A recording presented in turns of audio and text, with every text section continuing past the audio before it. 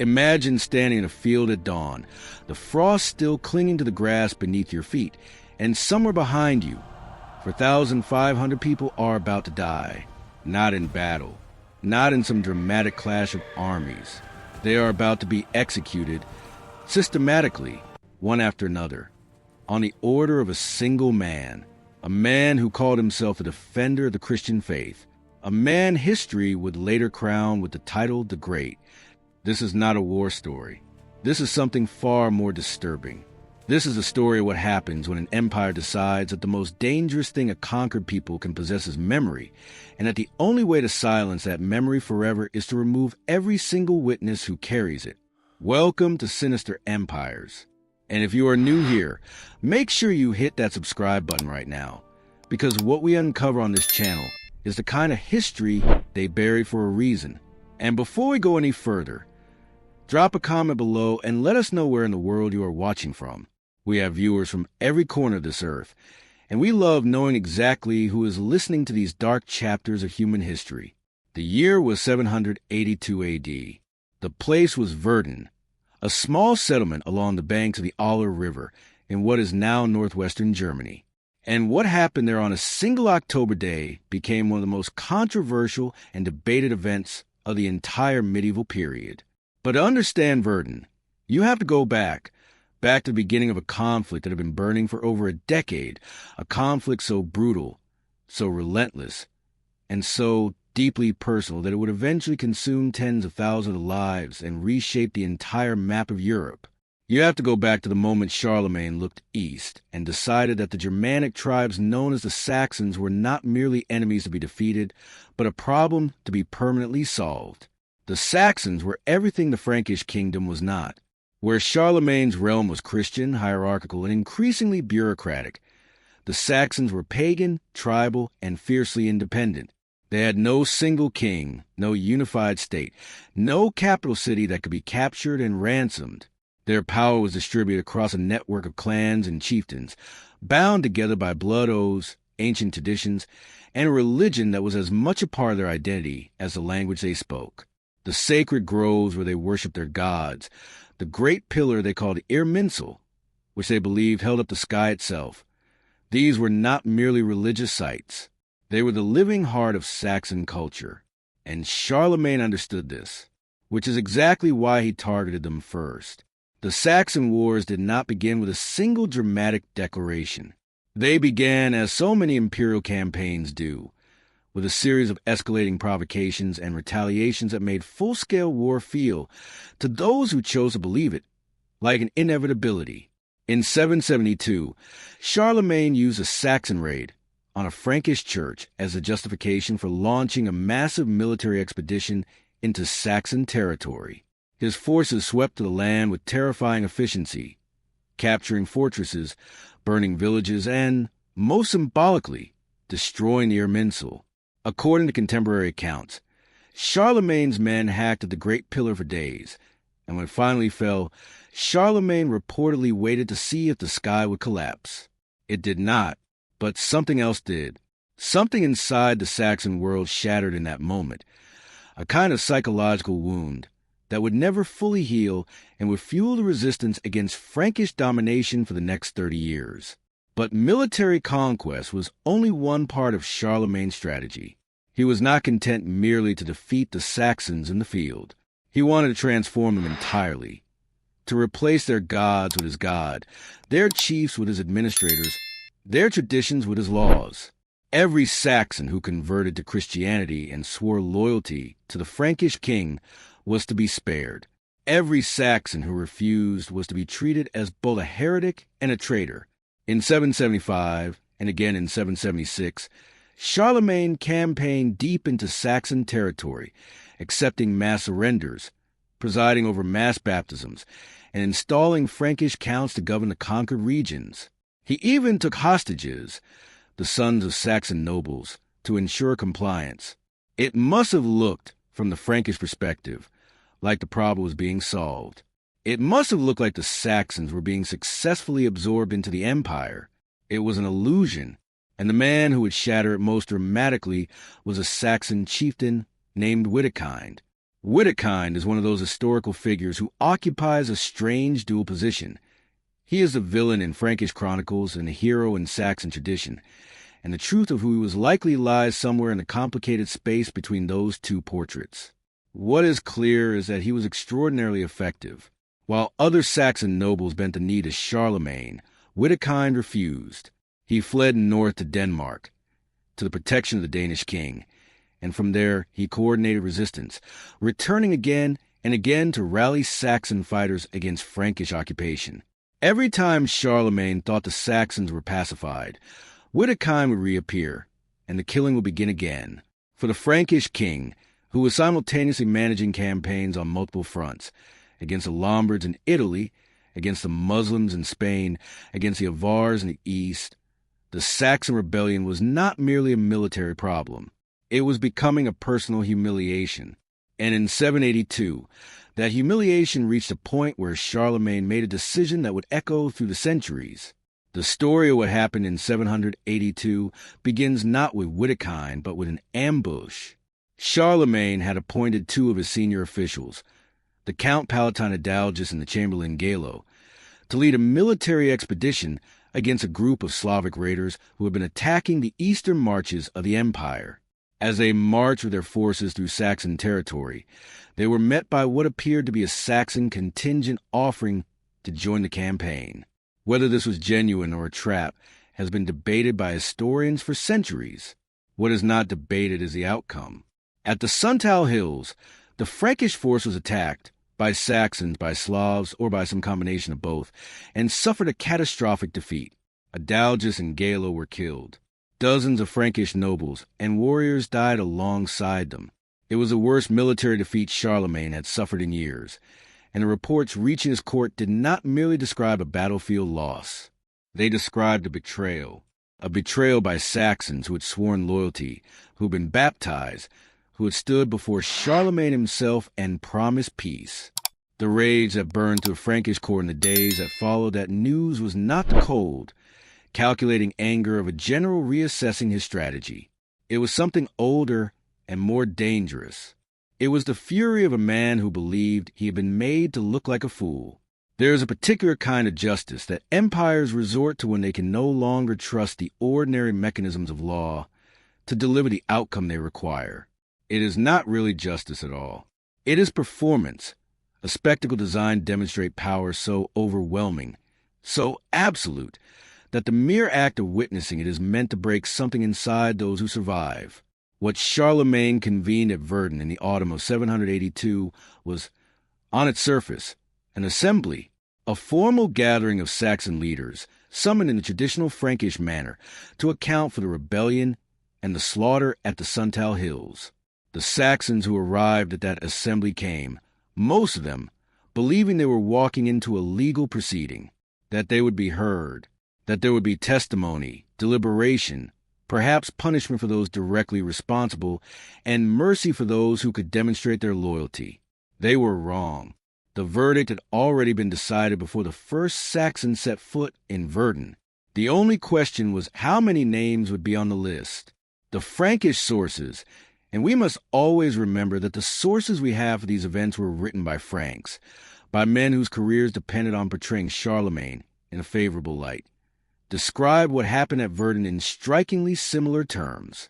The Saxons who had participated in the rebellion, or who were accused of having participated, or who were simply identified as being among those responsible for the breakdown of Saxon loyalty to the crown, were brought before the assembly. They were asked to identify the instigators of the rebellion. Some named names, some confessed, some refused to speak at all, and then Charlemagne delivered his judgment. According to the royal Frankish annals, 4,500 Saxons were handed over to be executed. They were beheaded on a single day along the banks of the Aller River, which must have run red for hours afterward. 4,500 people. Let that number sit with you for a moment. In a world where sieges that lasted months might kill hundreds, where pitched battles between major armies might claim a few thousand on both sides over an entire campaign season, 4,500 executions in a single day is not a military act. It is not even, in any meaningful sense, a legal act. It is an act of extermination, disguised in the language of justice.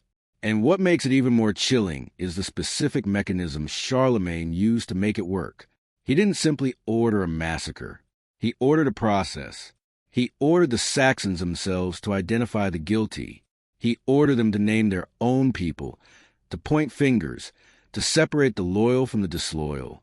And then, once those names were on the list, he ordered the killing to proceed with the bureaucratic efficiency that was already becoming the hallmark of Carolingian administration. This was not chaos. This was organized slaughter.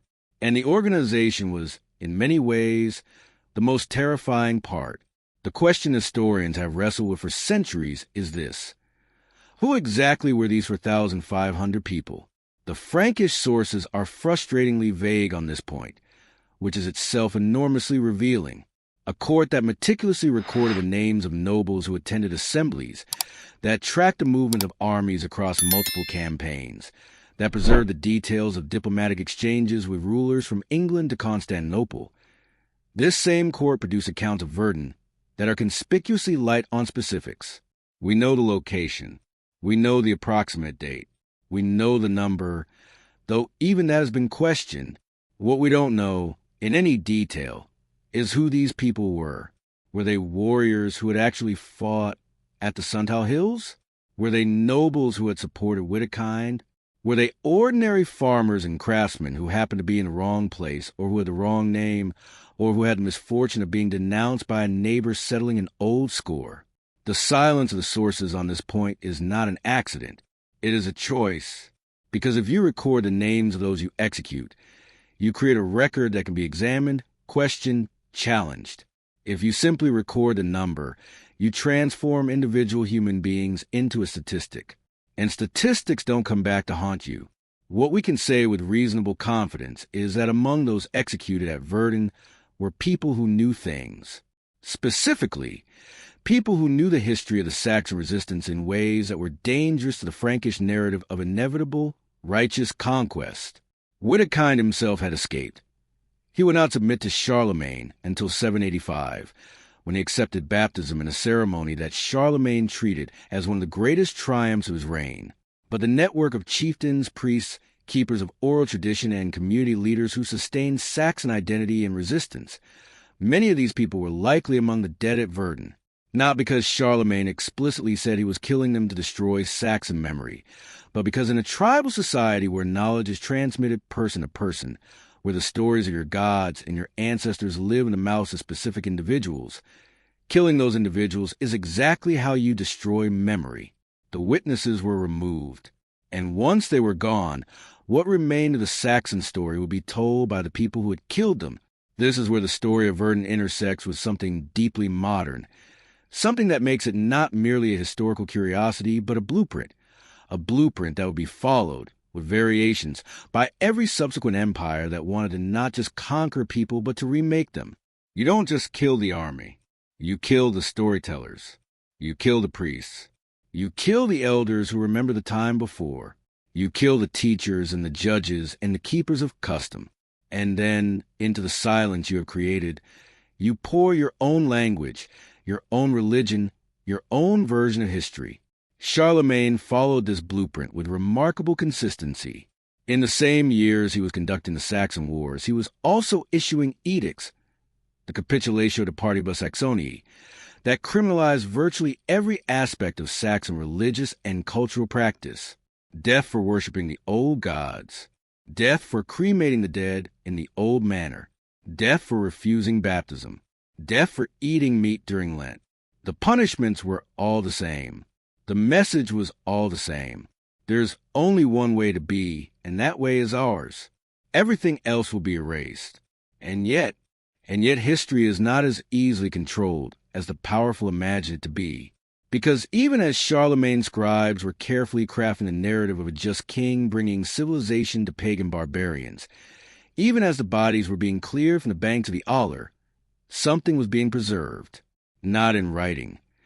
The Saxons had no written tradition in the way the Franks did, not in official documents. Those were Frankish property now. But in the stubborn, persistent, almost impossible to kill medium of human memory, in the stories that survivors told their children, in the names they gave to landmarks, in the whispered prayers they still offered to the old gods in the darkness of their homes, long after they had publicly converted to Christianity. The massacre at Verden did not end Saxon identity. It transformed it, and in transforming it, it created a wound in the historical record, a deliberate, manufactured silence that we are still, 1,200 years later, trying to understand. Every empire needs a historian, not a historian in the modern sense. Someone committed to following evidence wherever it leads, even when it leads somewhere uncomfortable. No, what empires need is a particular kind of writer, a person of genuine talent and intelligence who is also willing to shape the past in ways that serve the present. Charlemagne was served brilliantly in this regard by a scholar named Einhard, who wrote a biography of the emperor known as the Vita Caroli Magni, the life of Charles the Great. It remains one of the most important documents of the early medieval period, and it is also, in certain crucial respects, one of the most carefully constructed pieces of propaganda ever written. Einhard's account of the Saxon Wars is worth examining in some detail, because the way he handles Verden tells us more about the mechanics of historical erasure than almost any other passage in medieval literature.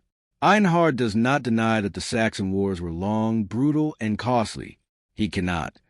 The wars lasted 33 years and are among the most extensively documented military campaigns of the early medieval period. What he does instead is something more sophisticated. He frames the entire conflict as a story of Saxon treachery and Frankish patience. In his telling, Charlemagne repeatedly offered the Saxons generous terms, and the Saxons repeatedly broke their oaths. The violence, when it came, was always reactive, a response to betrayal, never an act of aggression. The Saxons brought their fate upon themselves. Verden is mentioned, but with a brevity that is almost conspicuous. The number 4,500 does not appear in Einhard's account. The nature of the event, a mass execution of captives, is not described in any detail. What Einhard emphasizes instead is the righteousness of Charlemagne's cause and the eventual successful conversion of the Saxon people. The ending, in Einhard's version, is a happy one. The Saxons became Christians. They became part of the empire. Everyone moved on. There is nothing to see here. The contrast with other sources is instructive. The revised Royal Frankish Annals, written somewhat later and with a slightly more critical perspective, records of Verden executions with the famous phrase that the guilty Saxons were handed over and beheaded. Even this account does not dwell on the event or examine its justice, but the number is there, 4,500, and that number alone, preserved almost accidentally in what was essentially a court record, has haunted the reputation of Charlemagne ever since. Because even by the standards of the 8th century, even in a world that was far more accustomed to large-scale violence than our own, 4,500 executions in a single day cross a line that contemporaries noticed. Some of the most prominent churchmen of the age, including Alcuin of York, Charlemagne's own chief advisor on religious and educational matters, wrote letters to the emperor in the years after Verden expressing discomfort with the use of forced conversion and extreme punishment as tools of evangelization. Alcuin famously argued that faith could not be beaten into people, that genuine conversion required teaching and persuasion rather than the sword. His letters are carefully diplomatic. Alcuin was not a man who could afford to be openly critical of his patron, but the concern running through them is real. Even within Charlemagne's inner circle, there were people who understood that what had happened at Verden was something that required justification. And justification, by its nature, acknowledges that what was done was not obviously, naturally right. The question of justification brings us to one of the most fascinating and deeply uncomfortable debates in the historiography of Charlemagne. Was a Verden massacre a war crime by any standard that could have been understood in the 8th century? The medieval laws of war, such as they were, did make certain distinctions between combatants and non-combatants, between prisoners who could be ransomed and those who forfeited their lives by a specific act of treachery. The Capitulatio de Partibus Saxoniae, issued by Charlemagne himself, created a legal framework, however brutal, within which the executions of Verden could be presented as lawful punishment for specific violations. But the scale is the problem.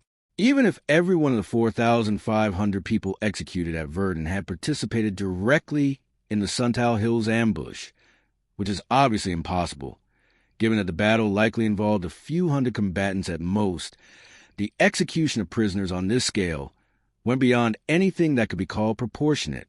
And proportionality, even in the 8th century, was a concept that existed in both canon law and secular legal tradition. The massacre at Verden was not simply brutal. It was, by the standards of its own time, excessive, and the people who wrote about it knew it was excessive, which is why they wrote about it the way they did, briefly, passively, without names, without faces, without the kind of human detail that would make it impossible to look away. But here is the deeper irony, the twist in the story that makes it genuinely tragic rather than simply horrifying. Charlemagne's strategy, brutal as it was, worked. Not immediately. The Saxon Wars continue for another decade after Verden, with Wittekind's conversion in 785 representing a turning point, but not an end to all resistance. And not completely. Saxon identity was suppressed but not destroyed, and elements of pre-Christian Saxon culture survived in folklore, in language, in the names of places and days of the week. But in the broader historical sense, the project Charlemagne undertook was successful. Saxony was incorporated into the Frankish Empire and eventually into the framework of what would become the Holy Roman Empire. The Saxon peoples did convert to Christianity. The religious and cultural structures that had sustained their resistance were dismantled. The Irminsul was not rebuilt.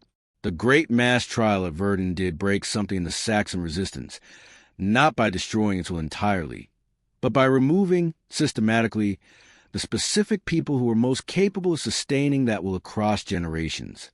The witnesses were removed, and in their absence, the Frankish version of events became, for centuries, the only version available. We should pause here to consider what this means for how we understand history itself. The story of Verden is not unusual. It is, in fact, representative of a pattern that appears again and again across human history, in contexts ranging from ancient Assyria to 20th century totalitarianism. Conquerors understand, intuitively or deliberately, that the control of narrative is inseparable from the control of territory. You can win every battle and still lose a war if the people you have conquered continue to tell their own story, to see themselves through their own eyes rather than through the eyes of those who had defeated them. The mass execution of Saxons at Verden was, among other things, an attempt to win a war of memory, to ensure that the only people left to tell the story of the Saxon-Frankish conflict were the Franks themselves. And for roughly 1,000 years, that is largely what happened. The Saxons who survived Charlemagne's campaigns lived under Frankish and then German rule, their history written by others, their heroes recast as villains or simply forgotten, their wounds visible only in the gaps and silences of the historical record. If you are finding this story as gripping as we do here at Sinister Empires, please take a second right now to subscribe to the channel. We dig into the dark corners of history that most people never hear about, the massacres that were written out of textbooks, the empires that rewrote their own crimes, the stories of the people who were silenced and the methods used to silence them. Hit subscribe, ring the bell so you never miss an upload, and let us know in the comments where you are watching from. We have had viewers comment from places as far apart as Iceland and Indonesia, from Argentina and Zambia, and every single comment reminds us why this work matters. Because history belongs to everyone, not just to the empires that wrote it down. There is a term in modern scholarship, cultural genocide, that describes the deliberate destruction of a people's culture, language, religion, and identity without necessarily killing every member of that people. It is a concept that legal scholars and historians have developed largely in the context of 20th century atrocities, but the phenomenon it describes is ancient, and what Charlemagne did to the Saxons fits a pattern so precisely that it is impossible to look at his campaign of conversion and cultural suppression without recognizing it for what it was, a systematic attempt to destroy a way of life so completely that its practitioners would eventually forget it had ever existed. The mass execution at Verden was the most dramatic single moment in this campaign, but it was embedded in a much larger project of cultural dismantling that operated on every level of Saxon society simultaneously. Consider the laws. The Capitulatio de Partibus Saxoniae, the capitulary concerning the parts of Saxony, was issued by Charlemagne at some point during the Saxon Wars, probably in the early 780s, and it reads today like a document specifically designed to criminalize an entire culture. The death penalty was prescribed for an extraordinary range of behaviors, many of which were simply normal Saxon religious and cultural practices.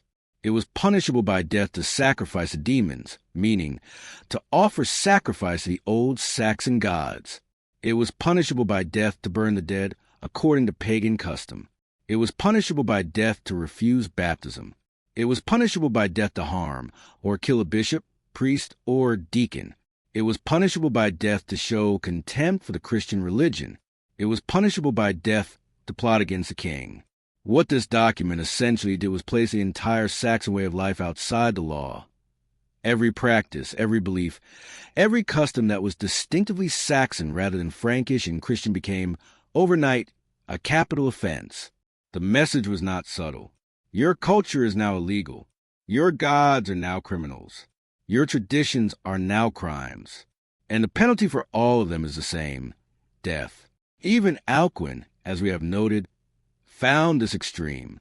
His famous letter to Charlemagne, written around 796, after the major phase of the Saxon Wars, but while conversion efforts were still being pursued with force, makes a careful but unmistakable argument against the kind of coercive Christianity that the capitulary represented. His argument was theological as much as practical. A person who is baptized under threat of death has not truly converted, he argued, and a church built on such foundations is not genuinely Christian, but merely the old violence in new clothing. There is something almost moving about Alcuin's position, this brilliant scholar writing to the most powerful man in Europe, trying to appeal to both his faith and his reason, trying to explain that you cannot build a genuine religious community on a foundation of mass terror. Charlemagne does not appear to have been particularly moved. The laws remained. The conversions by force continued. And the Saxons who refused to abandon their traditions continued to face the choice between compliance and death. But the capitulary and the executions were only the hard edge of a much softer, more insidious process. Alongside the legal violence, Charlemagne and his advisors were also engaged in what we might now call a comprehensive program of cultural replacement. Churches were built on the sites of Saxon sacred groves, a practice so deliberate and so common that it was essentially policy. Christian holy days were mapped onto existing seasonal festivals, absorbing them and rebranding them. Saxon nobles who cooperated with Frankish rule were rewarded with land and titles, integrating them into a social hierarchy that was defined by Christian practice and Frankish custom. The children of the Saxon elite were sent to be educated in Frankish monasteries and cathedral schools, where they learned Latin, absorbed Christian theology, and absorbed, slowly, thoroughly, almost invisibly, a worldview in which their own people's past was darkness and ignorance, and the Frankish present was light and civilization. This is how you kill a culture, without killing everyone in it. You take the children, you give them a new story about who they are, and you wait. The people who understood most clearly what was being lost were the people least equipped to preserve it. The ordinary Saxon farmers, herdsmen, and craftspeople who had no access to the new literate culture the Franks were imposing, who had no scribes to record their traditions, no Latin to argue their case in ecclesiastical courts, no allies in the palace schools where the future of the society was being decided. Their history survived, if it survived at all, in fragments, in folk customs that the church could not quite stamp out, in the names of rivers and hills and villages that preserved echoes of the old language, in stories that were passed down through generations, but that became increasingly detached from their original context as the world that had produced them faded away. The Saxon oral tradition was rich and deep. We know that much. The old Saxon language produced, eventually, texts like the Heliand, a 9th century epic retelling of the life of Christ in the heroic verse style of the old Germanic warrior poetry, a document that manages to be simultaneously a product of Christian missionary culture and a ghost of the old Saxon world it was meant to replace. The Helion is one of the most haunting documents of the early medieval period precisely because of this double identity. It is the voice of a culture trying to survive its own suppression, trying to find in the new religion some space for the old ways of seeing and being, some way of keeping itself alive inside the framework that was being imposed on it. The Helion was written roughly 50 years after Verden, and by the time it was composed, the generation that had lived through the wars and the executions was dead. What his anonymous author knew about the world before Charlemagne, he knew second or third hand, through the filtered memories of survivors and their descendants. This is what the removal of witnesses does. It does not destroy memory instantly. It starts a clock. Every generation that passes without the direct testimony of those who were there makes the original events more distant, more abstract, more vulnerable to reinterpretation. By the time historians in the 16th and 17th centuries began seriously examining the sources for the Saxon Wars and asking hard questions about what had actually happened at Verden, the gap between the event and the investigation was already 700 years wide. The witnesses were gone. Their children's children were gone. What remained was the Frankish record, the Frankish narrative, the Frankish version of a story that the Saxons had not been permitted to tell. And yet, and this is the part of the story that I find most extraordinary, the number survived. 4,500, that specific, damning, impossible-to-ignore number, recorded in the Royal Frankish Annals and preserved in subsequent copies, resisted the editorial instincts that softened so much else about the story of Charlemagne's reign. Why? Possibly because the scribes who recorded it did not fully understand what they were preserving. Possibly because in their context, 4,500 executions of rebellious pagans seemed like the kind of administrative detail that should be on record, a demonstration of the king's decisiveness rather than a potential indictment of his character. Whatever the reason, the number survived, and it is that number, that blunt, arithmetical record of lives ended, that has forced every subsequent generation of historians to keep asking the question that the Frankish court would have preferred no one ask. What actually happened at Verden, and what does it tell us about the man history calls Charlemagne the Great?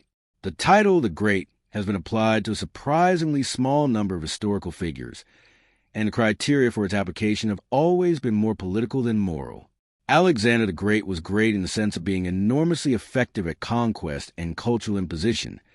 The suffering he caused on his path across Asia is rarely part of the discussion. Peter the Great transformed Russia through a combination of visionary reform and staggering brutality toward anyone who got in his way.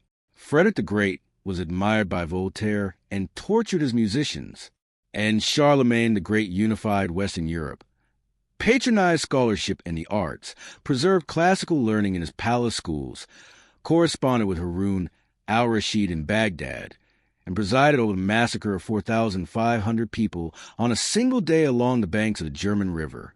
The question of whether the great is deserved, whether it can be reconciled with Verden, whether a man can be simultaneously one of the most important figures in European history, and someone whose methods would be recognizable in the darkest chapters of the 20th century, this question does not have a comfortable answer, but it is a question we need to sit with. The rehabilitation of Charlemagne, or rather, the construction of his legend, began almost immediately after his death in 814. His son Louis the Pious, his grandson Charles the Bald, and the long succession of Holy Roman emperors who saw themselves as his inheritors all had powerful political reasons to present the founder of their dynasty as a heroic, Christian, civilizing figure rather than a conqueror whose methods included mass execution. The canonization of Charlemagne by the Antipope Paschal III in 1165, at the request of the Emperor Frederick Barbarossa, who wanted a sainted ancestor for political reasons, was a culmination of this process, though the canonization was never recognized by Rome, and Charlemagne remains blessed rather than saint in the Catholic Church. But the image that this process created, Charlemagne as a father of Europe, the defender of Christianity, the man who held the light of civilization against the darkness of barbarism, has proved extraordinarily durable. It survived the Reformation. It survived the Enlightenment. It survived the 20th century, during which both sides in the Second World War attempted to claim Charlemagne's legacy, the Nazis for their vision of a Germanic empire, and the founders of post-war European integration for their vision of a peaceful, unified continent. The modern historiography of Charlemagne is a fascinating study in the tension between admiration and moral reckoning. For most of the 19th and early 20th centuries, German and French historians approached the Saxon Wars with a degree of nationalist coloring that made objective analysis difficult. Germans tended to see the Saxons as proto-German heroes resisting Frankish imperialism, while French historians tended to see Charlemagne as the founder of French civilization. In both cases, the specific events of Verden were treated as a footnote to larger narratives that were primarily about national identity rather than historical truth. It was not until the second half of the 20th century, in the shadow of the Holocaust, that historians began to ask more probing questions about the relationship between Charlemagne's methods and the concept of cultural genocide, about whether the Saxon campaigns represented something that deserved not just historical analysis, but moral judgment. These questions are genuinely difficult, and I want to give them the respect they deserve rather than reaching for easy answers. There is a legitimate argument that judging historical figures by modern moral standards is a form of anachronism, that Charlemagne operated in a world with different assumptions about the legitimacy of religious violence, about the rights of conquered peoples, about what rulers owe to those they had defeated. This argument has real force. The world of 782 was not the world of 1948, and the frameworks we now use to think about atrocity, international humanitarian law, the concept of crimes against humanity, the Genocide Convention, did not exist. Charlemagne could not have been tried at Nuremberg because Nuremberg was 1,200 years in his future, in that specific sense. He cannot be held to standards that his era did not possess. And yet, even within the frameworks of his own era, within the moral vocabulary available to an 8th century Christian king, there were people who found what he did at Verden troubling. Alcuin found it troubling. The anonymous monk who preserved that specific number, 4,500, in the annals found it worth recording, and the specificity of the number suggests someone understood that it was extraordinary. The very existence of the debate about forced conversion, conducted openly in letters between Charlemagne and his advisors, shows that the moral question was not invisible to contemporaries. They saw it. They just couldn't stop it. And that is perhaps the most human element of this entire story. Not the monster on the throne, not the helpless victims on the riverbank, but the men of conscience around Charlemagne who understood at some level that something terrible was happening, and who found ways to express their discomfort while still serving the system that was producing the terror. Alcuin kept writing his letters, and kept running the palace school, and kept serving the man he was writing those letters to. The monks kept writing their annals, and praising the king in one sentence, and recording his massacres in the next. This is not hypocrisy exactly. It is something more complicated and more familiar. The moral compromise of people who are embedded in a powerful institution, and who choose, over and over, to work within it rather than against it. What happened to the Saxons after conquest is, in many ways, the most instructive part of the story, because the Saxons did not disappear.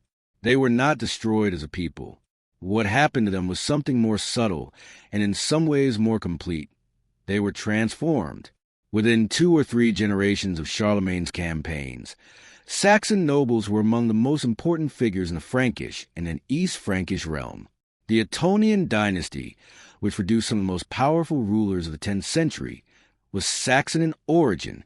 Henry the Fowler, the founder of the dynasty, and his son Otto I, who was crowned Holy Roman Emperor in 962, were descendants of the very people Charlemagne had tried to break and remake.